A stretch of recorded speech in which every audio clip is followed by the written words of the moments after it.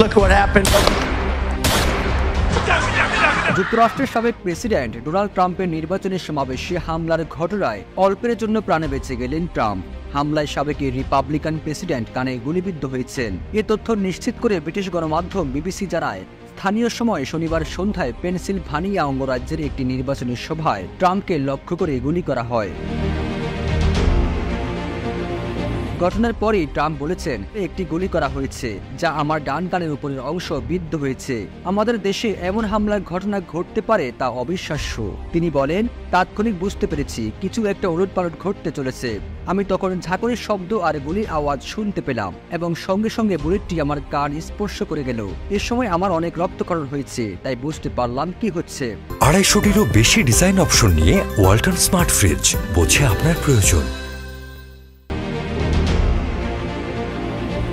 বার্তা সংস্থা রয়টার্স জানিয়েছে, হামলার পরপরই তাকে দ্রুত পাশে থাকা একটি হাসপাতালে নিয়ে যাওয়া হয়। সেখানে তাকে প্রাথমিক চিকিৎসা দেওয়া হয়। তার প্রচার শিবির জানিয়েছে, রিপাবলিকান প্রেসিডেন্ট প্রার্থী সুস্থ আছেন, তাকে চিকিৎসা দেওয়া হচ্ছে। এই ঘটনায় 2 হামলাকারীও নিহত হয়েছেন।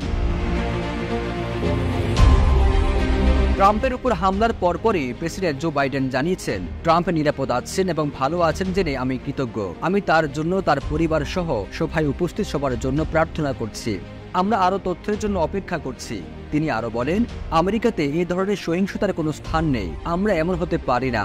আমরা এটিকে ক্ষমা করতে পারি না বলেও জানান তিনি।